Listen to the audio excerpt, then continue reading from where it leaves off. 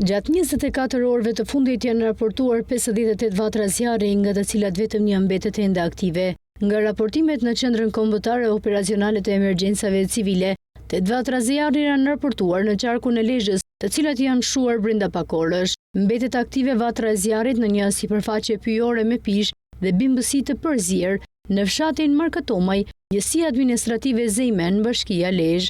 Në vendngjarje kanë shkuar 4 automjete zjarr fikse me personelin përkatës dhe banor të zonës, të cilat kanë punuar për të izoluar vatrën e zjarrit rreth orës 5:45. Vijon puna për shuarjen e zjarrit, por era po ndihmon të vendizen her pas here.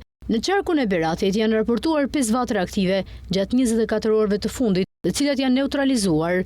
Në qarkun e Gjirokastrës janë shuar 2 vatra të raportuara gjatë orëve të fundit. Edhe në qarkun e Fierit janë shuar të 8 vatra të zjarrit të raportuara kryesisht në sipërfaqe me shkurrë dhe bimësi. Në qarkun e Elbasanit u arritën të neutralizohen 3 vatra të zjarrit në sipërfaqe me bimësi në fshatin Petresh, Labinot Fush dhe Kodër Bujaraz.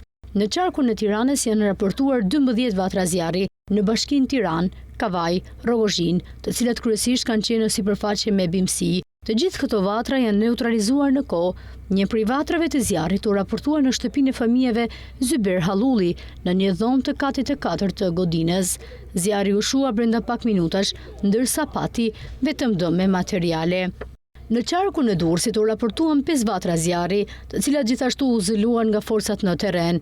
Nga 2 vatra të raportuara në qarqet Shkodër dhe Korçë dhe 3 vatra në Vlorë. Të gjitha janë neutralizuar në kohë të shpejtë. Por si pasojë e këtyre zjarreve, janë djegur rreth 32 hektar sipërfaqe me bimësi, por edhe një sipërfaqe e konsiderueshme me lis, arra dhe rrënj ulliri. Në operacionet për shuarjen e zjarreve u angazhuan 85 automjete zjarr fikse, 557 forca operacionale, 1 automjet zjarr fikës dhe 5 efektiv dhe 1 helikopter nga forcat e armatosura.